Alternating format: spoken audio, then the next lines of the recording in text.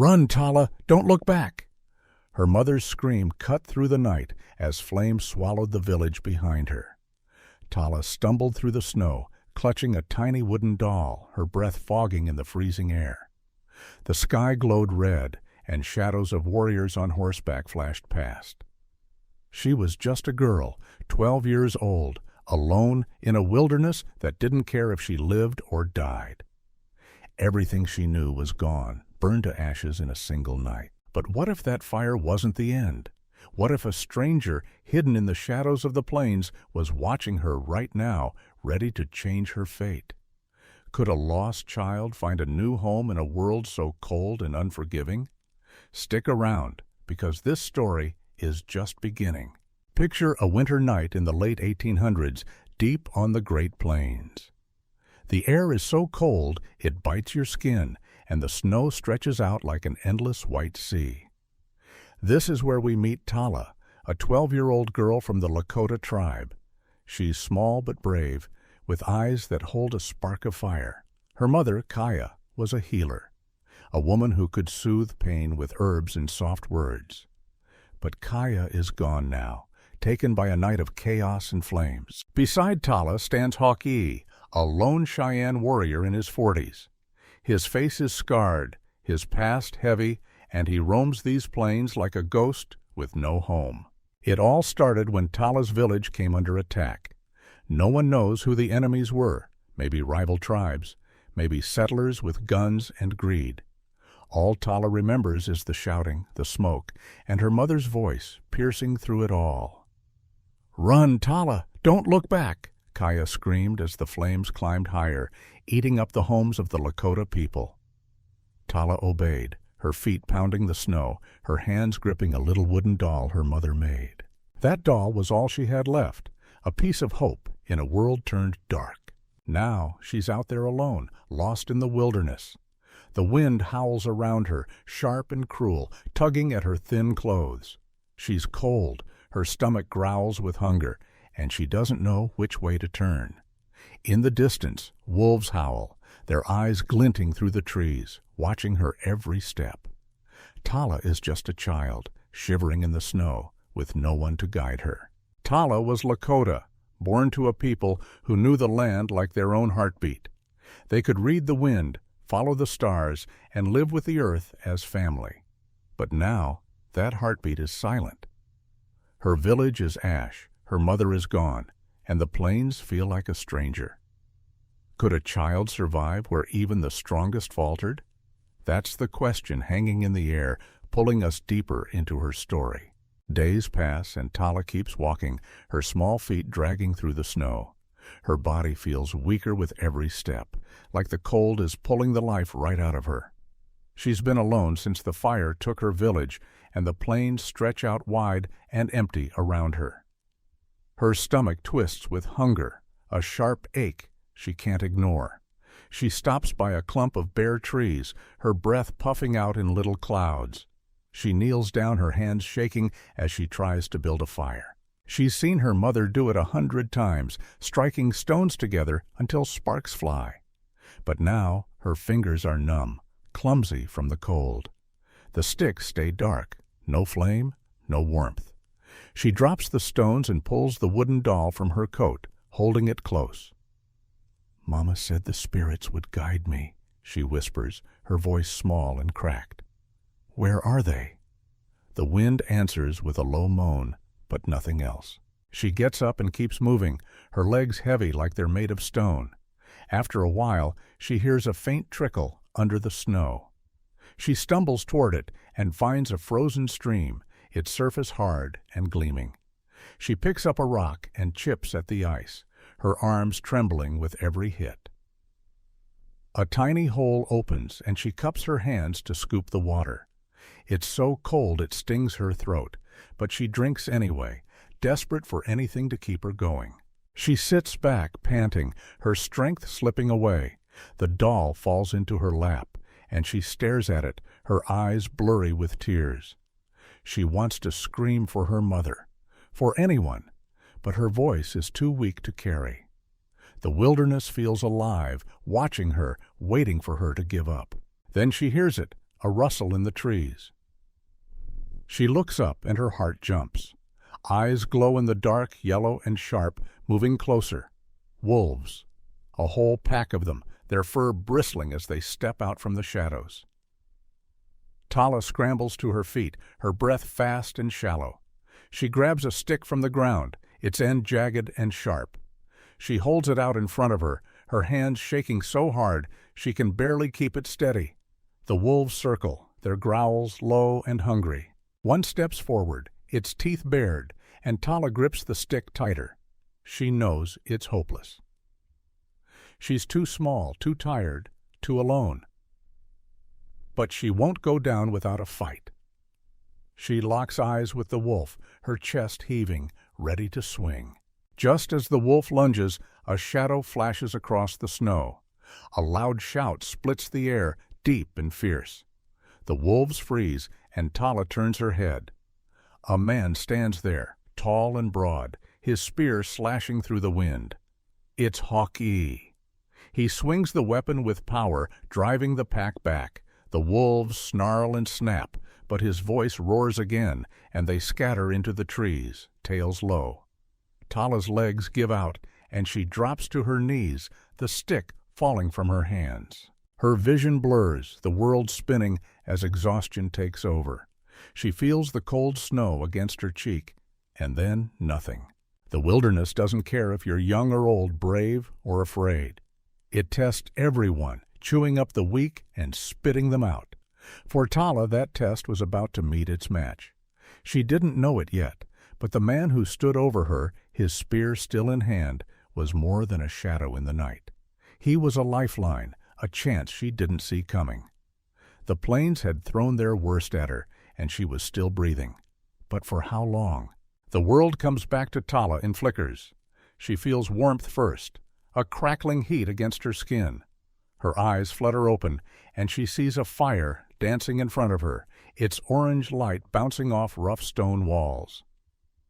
She's in a cave, small and tucked away, the wind howling outside but softer here. She sits up fast, her heart pounding, and then she sees him. A man kneels by the fire, his back to her. He's tall, his shoulders broad under a heavy coat of furs.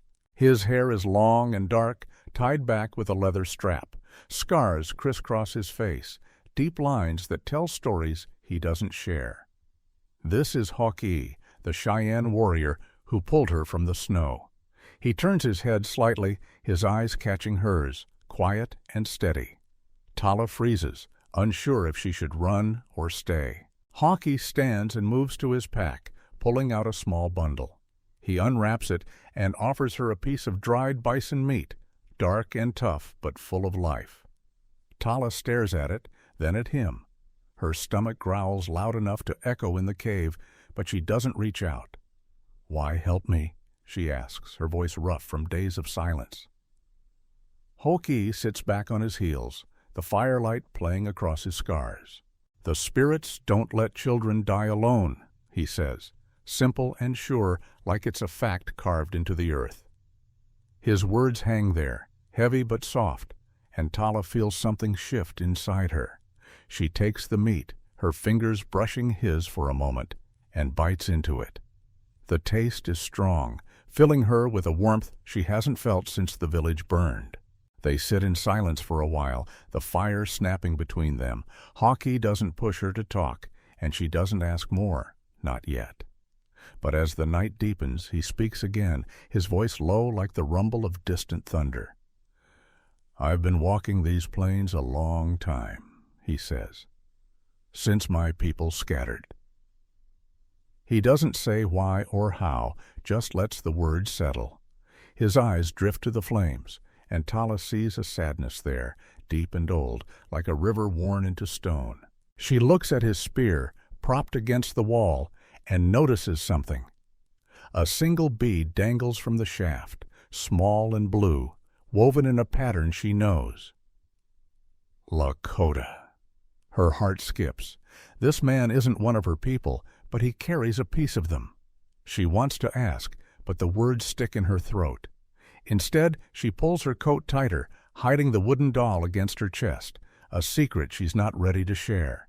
The next morning, Hok'ee takes her outside. The snow glitters under a pale sun, and the air bites at her face.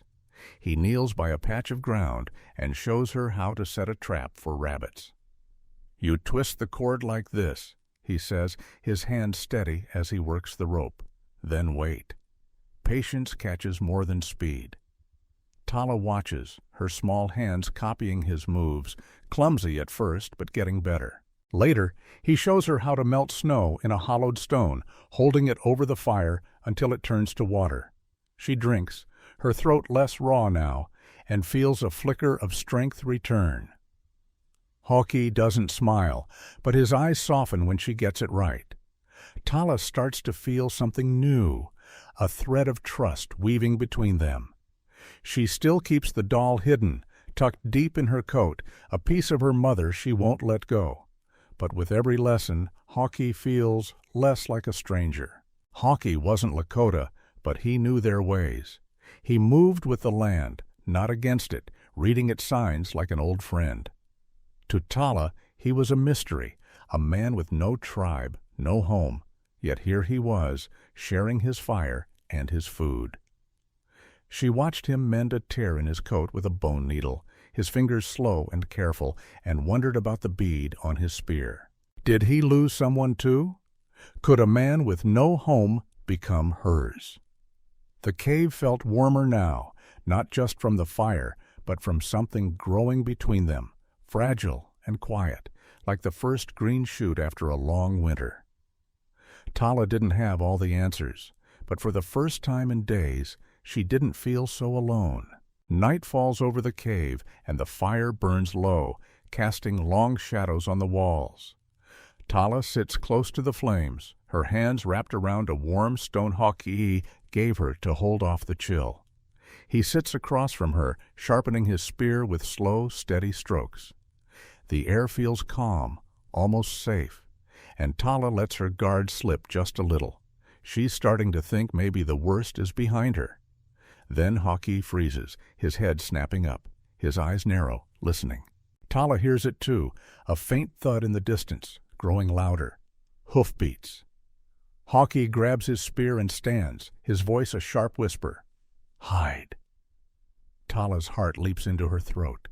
She scrambles behind a pile of rocks near the back of the cave, crouching low, her breath fast and shallow. She peeks out, watching Hok'ee move to the entrance, his shadow tall against the firelight.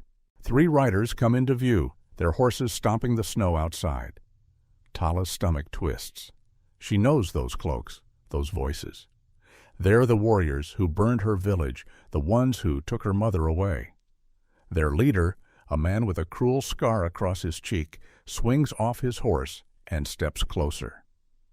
"We're tracking survivors," he says, his voice rough like gravel. "Seen a girl? Small, Lakota?" Hok'ee stands firm, his spear loose in his hand but ready.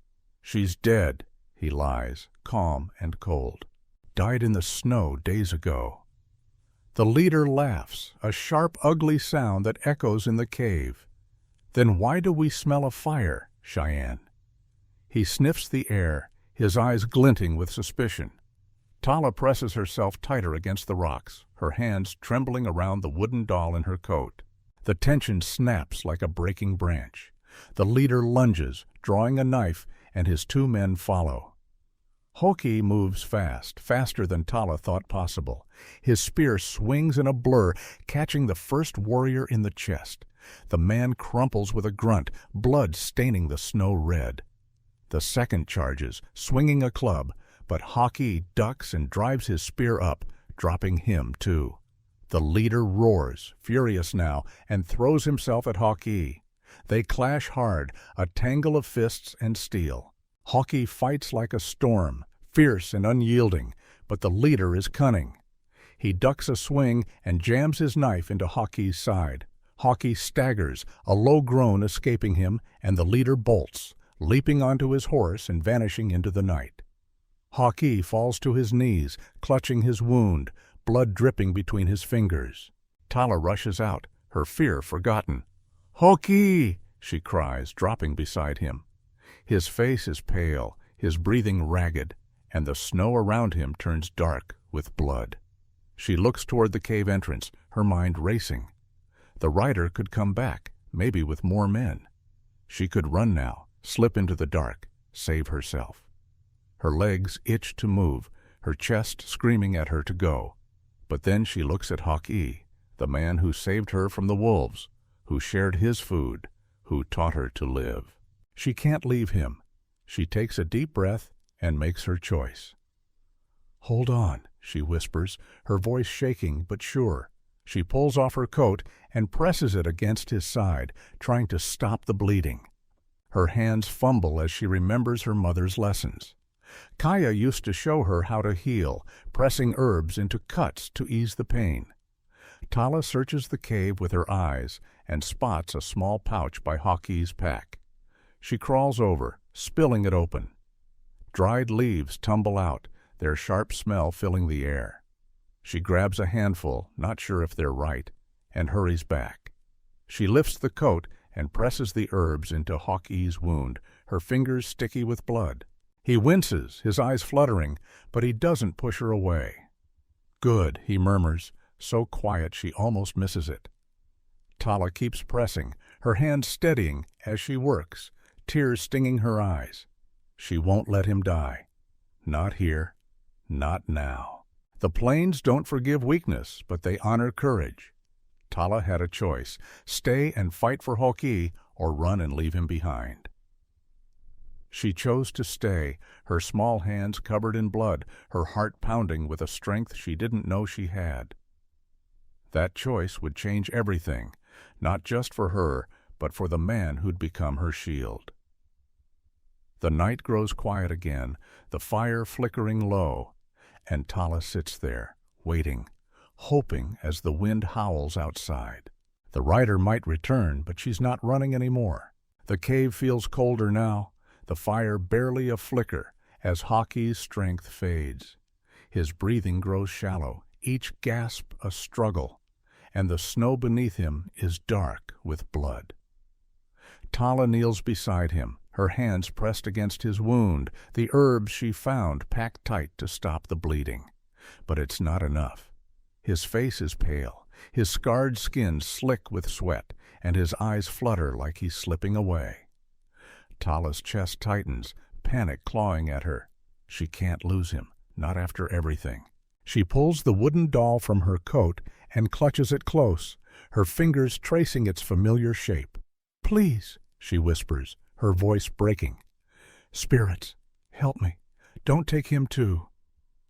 Her tears fall, hot against her cold cheeks, and she bows her head, praying with everything she has left. Then she hears it, her mother's voice, soft but clear in her mind. "The earth speaks if you listen." Tala's eyes snap open, her breath catching. She remembers Kaya sitting by the fire, back home, teaching her about the land. How it holds secrets, how it gives life if you know where to look. Tala wipes her face and scans the cave, desperate for a sign. That's when she sees it, a faint curl of steam rising from the shadows near the back wall. Her heart leaps. She crawls closer, her hands brushing the stone, and feels warmth. A hot spring hidden beneath the rock, its water bubbling up quiet and steady. It's small, barely a trickle, but it's there, alive in the middle of this frozen night. Tala scrambles back to Hok'ee, her hope flaring. "Hold on," she says, her voice trembling but firm. She grabs his arms and pulls, dragging him across the cave floor. He's heavy, so much bigger than her, and her muscles scream with the effort. Her feet slip on the stone, but she grits her teeth and keeps going, inch by inch. Sweat beads on her forehead, mixing with the tears, and she talks to him as she moves. "You didn't leave me. I won't leave you." Finally, she gets him to the spring. She dips her hands into the warm water, cupping it carefully, and pours it over his wound. The blood washes away, revealing the cut, deep but cleaner now. She rips a strip from her coat and soaks it, pressing it against his side. Hok'ee groans, his eyes flickering open, and Tala holds her breath, watching. waiting. Time passes, slow and heavy, but Hok'ee stirs. His hand twitches, then reaches up to touch her arm. Tala looks down, and he meets her gaze with a faint, tired smile. "You're stronger than you know," he says, his voice weak but warm. "The spirits chose you, not me." Tala blinks, confused, and he nods toward his spear, lying nearby. She looks at the blue Lakota bead dangling from it, the one she noticed before. "It belonged to her," he says, his words slow. "A Lakota woman I loved. Lost her in a raid, like you lost your people. I couldn't save her. But you saved me." His eyes shine with something deep, a mix of pain and pride, and Tala feels her chest tighten again, not with fear this time, but with something bigger. She sits back, the doll still in her hands, and lets his words sink in. She thinks of the wolves, the fire, the endless snow, and how she's still here. It wasn't just luck. It was her mother, guiding her through the dark, through Hok'ee. She sees it now, the thread connecting them all. Kaya's lessons, her love, woven into every step Tala took. Hok'ee's hand falls to his side, his breathing easier now, and Tala feels a quiet strength settle over her. She saved him, not with power or weapons, but with what her mother gave her, a heart that listens, a will that doesn't break. She looks at the spring, its steam rising like a whisper from the earth, and knows the spirits heard her. The Lakota believe every breath is a gift from the earth. Tala learned that night what it meant to carry that gift forward. She wasn't just a girl lost in the snow anymore. She was a piece of something older, something stronger, tied to her people, to Hok'ee, to the land itself. The fire in the cave sputters, but the warmth from the spring holds steady, wrapping around them like a promise. Tala sits by Hok'ee's side, the doll resting in her lap, and for the first time since the village burned, she feels like she's not alone. Morning creeps in slow and soft, the first light spilling over the horizon. The sky turns gold, brushing the snow with a warm glow that feels alive. Inside the cave, Hok'ee rests by the hot spring, his chest rising and falling steady now. The wound in his side is still raw, wrapped in Tala's torn coat, but the bleeding has stopped. He's alive, weaker than before, but here, Tala sits beside him, her knees pulled close, watching the steam rise from the spring. She feels tired, her small body heavy from the night, but there is a quiet inside her she hasn't known in days. Hok'ee opens his eyes and looks at her, his scarred face soft in the dawn light. "We'll find a new home," he says, his voice rough but sure. "Maybe with Lakota who survived, or Cheyenne still out there. The fire took your past, but it lit a new path." Tala nods, her throat tight, and lets his words settle deep. She stands and walks to the edge of the spring, the wooden doll in her hands. It's worn now, the edges smooth from her grip, but it still feels like her mother.